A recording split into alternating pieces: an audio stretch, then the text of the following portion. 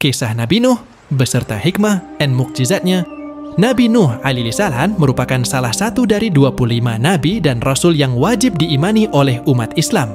Kisah Nabi Nuh alaihissalam yang paling terkenal ialah peristiwa banjir bandang besar yang menimpa kaumnya yang tidak mau taat dan bertobat kepada Allah Subhanahu wa Ta'ala. Pada saat tersebut, Nabi Nuh beserta pengikut setianya membuat kapal besar sehingga mereka bisa selamat dari azab pedih Allah Subhanahu wa Ta'ala. Kisah Nabi Nuh alaihissalam dan kaumnya membuat kapal besar. Nabi Nuh merupakan nabi yang melakukan dakwah selama 500 tahun dan meninggal di usia 950 tahun. Nabi Nuh diutus oleh Allah Subhanahu wa Ta'ala di antara kaum penyembah berhala. Mereka yakin bahwa menyembah berhala dapat membawa kebaikan dan menolak bala. Nabi Nuh alaihissalam berdakwah dengan sekuat tenaga kepada kaumnya yang keras kepala.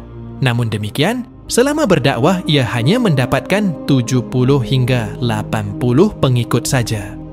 Suatu ketika, Nabi Nuh alaihissalam kemudian berdoa kepada Allah Subhanahu wa Ta'ala. Nabi Nuh alaihissalam berdoa supaya kaumnya diberi hidayah. Allah Subhanahu wa Ta'ala mengabulkan doa tersebut dan memerintahkan Nabi Nuh dan pengikutnya untuk membuat sebuah perahu besar. Nabi Nuh dan para pengikutnya yang setia akhirnya membuat perahu di atas bukit. Mereka menebang pohon dan menggunakan kayu-kayunya untuk membuat kapal. Kaum Nabi Nuh yang keras kepala malah mengolok-olok pekerjaan tersebut. Mereka bahkan berani melempar kotoran kepada Nabi Nuh alaihissalam dan para pengikutnya ketika mereka sedang membuat kapal. Setelah perahu Nabi Nuh alaihissalam selesai, beliau kemudian mengajak seluruh kaumnya untuk masuk ke dalam perahu. Nabi Nuh alaihissalam juga membawa serta seluruh jenis binatang, masing-masing sepasang untuk setiap jenisnya. Selain itu, Nabi Nuh alaihissalam juga membawa benih tumbuh-tumbuhan. Hal ini supaya kelak jenis hewan dan tumbuhan tersebut tetap bisa berkembang biak. Awan pun mulai mendung disusul dengan suara gemuruh halilintar. Hujan lebat pun turun amat lebatnya, dan konon tak kunjung reda sampai 3 hari lamanya, hingga akhirnya terjadilah banjir bandang. Kapal Nabi Nuh alaihissalam mulai terangkat karena air mulai membanjiri daratan. Tidak ada tempat yang aman dari banjir saat itu, kecuali kapal Nabi Nuh alaihissalam. Hujan terus selama 40 hari 40 malam.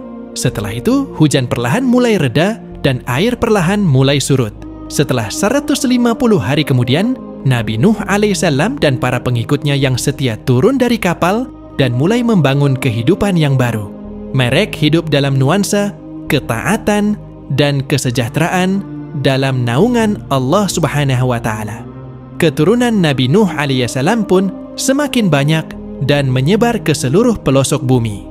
Kisah Kan'an anak Nabi Nuh yang durhaka. Selain kisah tentang umat Nabi Nuh, cerita mengenai keluarga dan anak-anaknya juga menyimpan banyak pesan moral.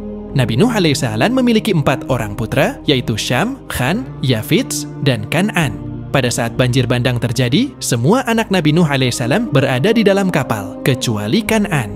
Ia termasuk dalam kaum pembangkang yang menolak ajakan Nabi Nuh alaihissalam, ayahnya sendiri. "Hai anakku, marilah ikut bersama kami, janganlah engkau turut bersama orang-orang kafir," kata Nabi Nuh alaihissalam mengajak Kan'an. Namun dengan sombongnya, Kan'an menolak ajakan ayahnya. Saat banjir bandang semakin tinggi, Kan'an tak luput ikut terombang-ambing. Ia hanya menggunakan sebilah kayu untuk tetap mengapung. Nabi Nuh alaihissalam sempat berteriak memanggil anaknya tersebut agar naik ke atas kapal. "Naiklah ke perahu bersamaku," ajak Nabi Nuh. Akan tetapi, Kan'an tetap menolak dan terus berenang ke arah gunung. Padahal, Nabi Nuh alaihissalam telah memperingatkan Kan'an bahwa tidak akan ada yang selamat dari azab Allah Subhanahu wa Ta'ala. Hingga akhirnya, ia pun ikut tenggelam bersama dengan orang-orang durhaka lain yang menentang ajaran Nabi Nuh alaihissalam. Nabi Nuh alaihissalam sangat bersedih dan menyesali sikap putranya yang tetap keras sampai saat terakhir menjelang ajalnya.